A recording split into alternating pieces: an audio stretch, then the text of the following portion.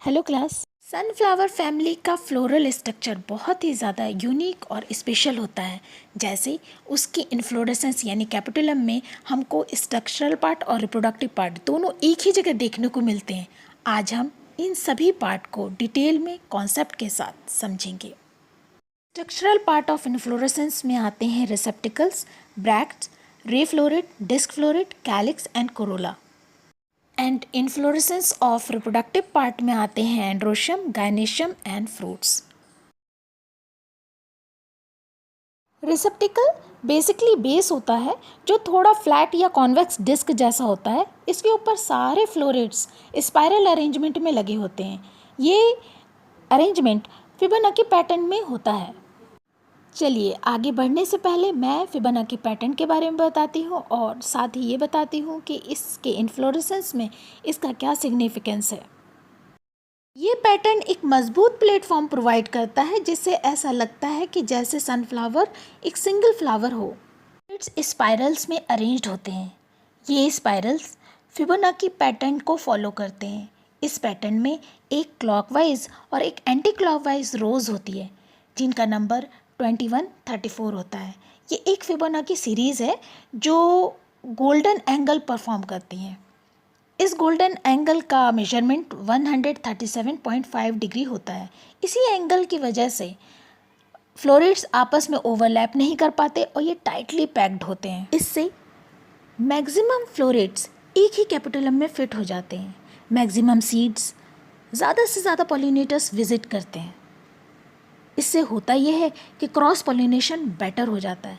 Cross pollination better होने से percentage of higher reproductive success जो है वो इंक्रीज़ हो जाता है, जिससे प्लांट को मैक्सिमम एफिशिएंसी मिल जाती है। एस्टेसी फैमिली का मोस्ट एडवांस होने में ये पैटर्न इम्पॉर्टेंट रोल प्ले करता है।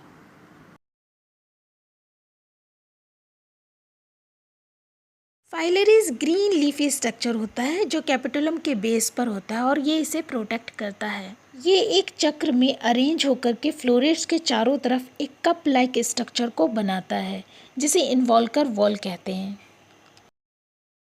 डेवलपिंग फ्लोरेट्स के बर्ड स्टेज में ये सेफ गार्ड की तरह वर्क करता है। कभी कभी ये कलरफुल होते हैं जो पॉलिनेटर्स को अट्रैक्ट करते हैं।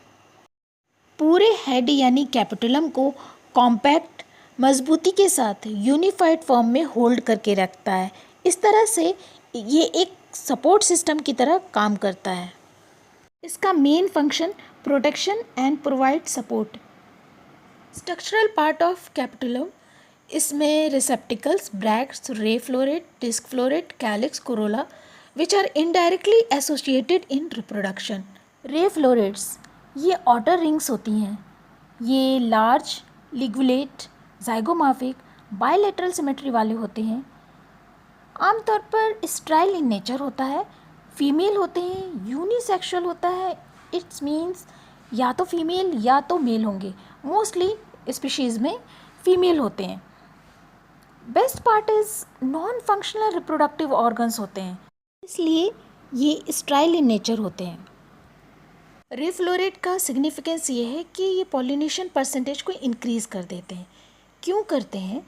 इसलिए क्योंकि रे फ्लोरेट ब्राइट, इनके पेटल्स जो होते हैं वो ब्राइट एंड शोई होते हैं, जिसकी वजह से मैक्सिमम पॉलिनेटर्स जो हैं वो अट्रैक्ट होते हैं, जिससे पॉलिनेशन के चांसेस जो हैं वो बढ़ जाते हैं।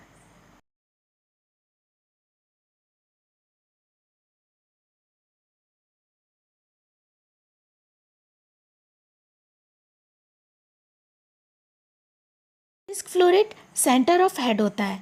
इसमें 5 पेटल के फ्यूजन से एक ट्यूब लाइक स्ट्रक्चर को फॉर्म करता है जिसे ट्यूबुलर कोरोला कहते हैं। ये ब्रैक्टिएट, बायसेक्सुअल होता है, एक्टिनोमॉर्फिक होता है। एक्टिनोमॉर्फिक मतलब रेडियल सिमेट्री पाई जाती है।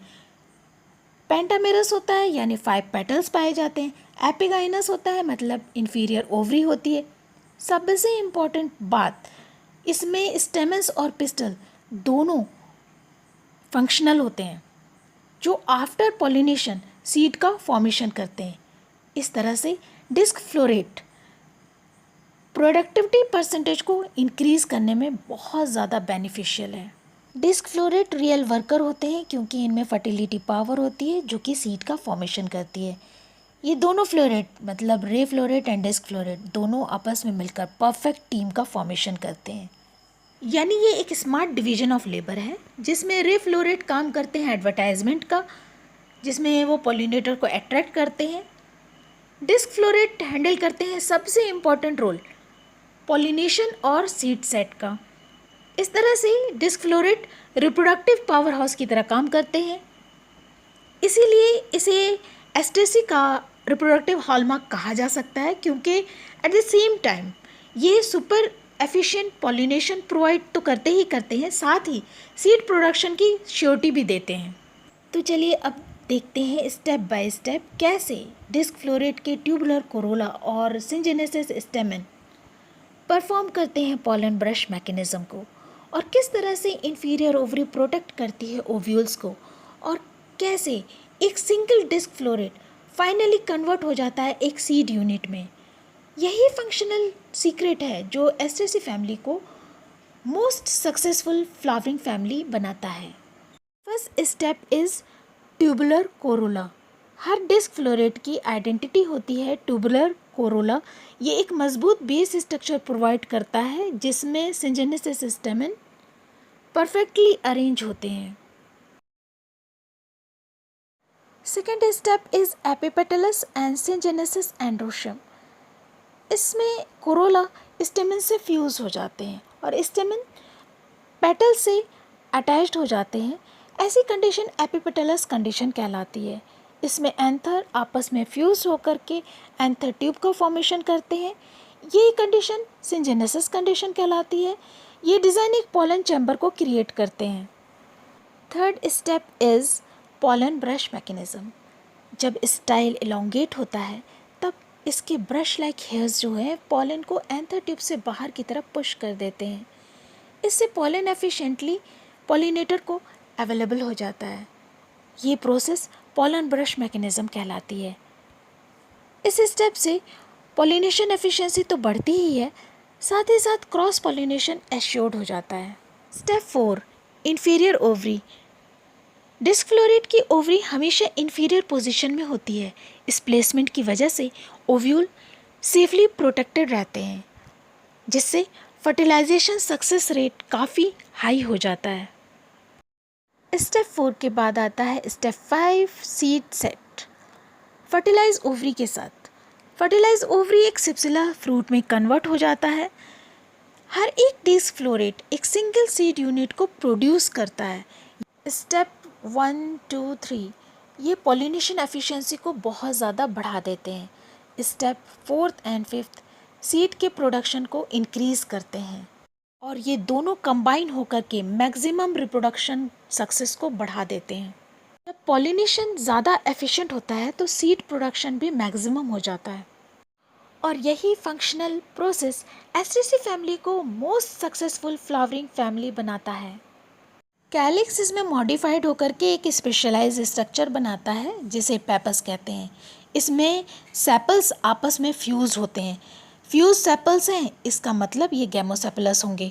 कभी कभी ये रिड्यूस फॉर्म में या सॉफ्ट हेरी स्ट्रक्चर के फॉर्म में होते हैं जो विंड डिस्पर्सल में हेल्प करते हैं। पेपस सीड को पेरेंट प्लांट से दूर ले जाता है। इस तरह से ये लॉन्ग डिस्टेंस कॉलोनाइजेशन में हेल्प करता है।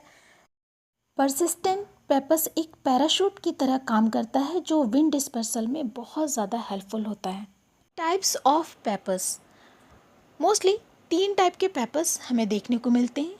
स्केली पेपस सनफ्लावर में, हेयर लाइक पेपस ट्राइडेक्स और सोनकस में।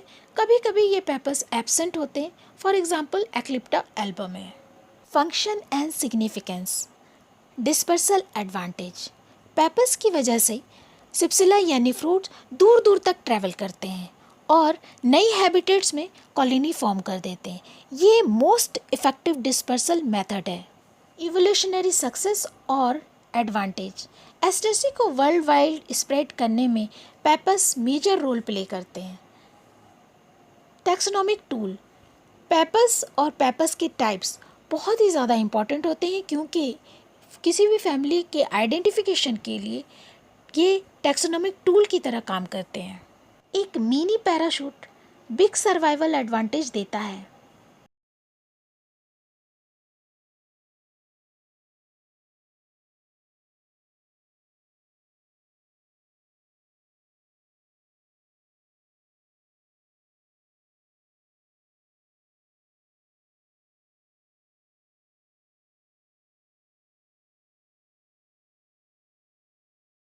इसमें कोरोला गैमोपेटलस होते हैं।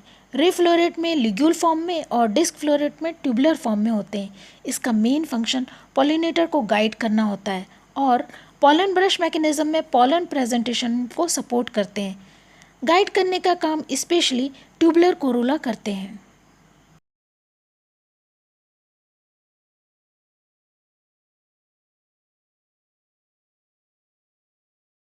एंड्रोशियम डिस्क फ्लोरेट में पाए जाते हैं।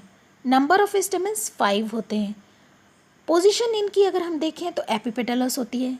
इसका मतलब ये है कि स्टेमेंस जो हैं वो कोरोला ट्यूब से अटैच्ड होते हैं। सिंजेनेसिस कंडीशन पाई जाती है। What is syngenesious condition? एक ऐसी कंडीशन जिसमें एंथर हेड आपस में फ्यूज होकर के अराउंड द स्टाइल एक ट्यूब लाइक स्ट्रक्चर बनाती है जिसमें फिलामेंट फ्री रहता है। डेहिसेंस इंट्रोज होता है।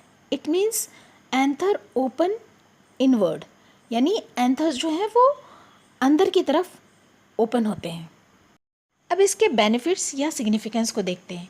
सिंजेनेसिस कंडीशन का पाया जाना इसके लिए बहुत ज़्यादा बेनिफिशियल होता है क्योंकि इससे पॉलन का कलेक्शन एक ही प्लेस पर हो जाता है, नो वेस्टेज, और इंसेक्ट को एट ए टाइम बहुत सारे पॉलन मिल जाते हैं। पॉलन ब्रश मैकेनिज्म पाए जाने की वजह से मैक्सिमम पॉलन का एक्सपोर्ट होता है, जिससे होता ये है कि एफिशिएंट पॉलन जो है वो इंसेक्ट के लिए अवेलेबल होते हैं। ये सेकेंडरी पॉलन प्रेजेंटेशन को हेल्प करता है, क्रॉस पॉलिनेशन को प्रमोट करता है।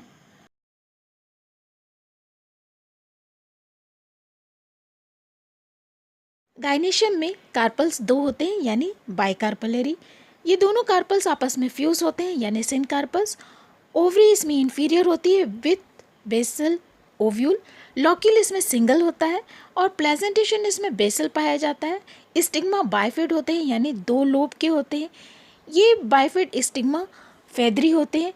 फेदर लाइक स्टिग्मा पाए जाने की वजह से ये पॉलन को ईजिली ट्रैप कर लेता है। स्टाइल इसमें लॉन्ग होता है जो कि एंथर ट्यूब के अंदर ही ग्रो करता है। प्रोटेंड्री कंडीशन पाई जाती है। प्रोटेंड्री कंडीशन होने की वजह से ये सेल्फ पॉलिनेशन को रोक देता है या रिड्यूस कर देता है। रिड्यूस होने की वजह से क्रॉस पॉलिनेशन का चांसेस काफ़ी बढ़ जाता है। इंफीरियर ओवरी होने से ओव्यूल का बेटर प्रोटेक्शन होता है। ये सेफ ओव्यूल पोजीशन को शो करता है। इस तरह से गाइनेशियम एफिशिएंट फर्टिलाइजेशन को प्रमोट करता है।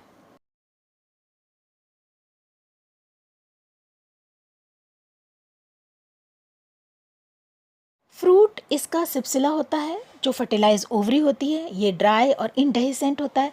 ये इंफीरियर ओवरी से डेवलप होता है। इससे मॉडिफाइड कैलिक्स यानी पेपस अटैच होते हैं। ये पेपस मोस्टली परसिस्टेंट होते हैं। इसका पेरिकार्प और सीड कोट आपस में कॉम्पैक्टली फ्यूज होता है। इसी वजह से हमें ये कॉम्पैक्ट पैकेट के फॉर्म में दिखाई देता है। ये मैच्योरिटी के वक्त स्प्लिट नहीं होता। नॉन एंडोस्पर्मिक सीड होने की वजह से इस फ्रूट को ये और ज़्यादा लाइट बनाता है। पेपस अटैच होने की वजह से ये रेडी टू पैराशूट होता है। पेपस ड्रैग क्रिएट करता है ताकि मैक्सिमम टाइम ये हवा में रह सके और लॉन्ग डिस्टेंस ट्रैवल कर सके। सीड जब लैंड करता है तब सुटेबल जब प्लेस मिलती है तब ये जर्मिनेट हो जाता है। सिप्सिला का बेनिफिट या सिग्निफिकेंस ये है कि सिप्सिला विथ पेपस विंड डिस्पर्सल को इंश्योर करता है, कॉलोनाइजेशन को प्रमोट करता है। वाइड डिस्पर्सल होने की वजह से ये अपने नियर पेरेंट प्लांट के कंपटीशन को रिड्यूस करता है। इफेक्टिव कॉलोनाइजेशन होने की वजह से ये डाइवर्स हैबिटेट में आसानी से सर्वाइव कर लेता है। इसके हार्ड आउटर कवरिंग होने की वजह से ये एम्ब्रियो को प्रोटेक्शन देता है। साथ ही साथ स्ट्रॉन्ग आउटर पेरिकार्प होने की वजह से ये डेसिकेशन के अगेंस्ट प्रोटेक्ट करता है यानी इसे ड्राई होने से रोकता है। अगर आप लोगों को किसी सेंटेंस में, टर्मिनोलॉजी में या किसी डायग्राम में डाउट्स हैं या कुछ कन्फ्यूजन है तो आप आप लोग मुझे कमेंट सेक्शन में बताइए। मैं नेक्स्ट स्लाइड में डेफिनेटली उसे रिजॉल्व करूँगी। Next sunflower secret in my upcoming short, stay my channel.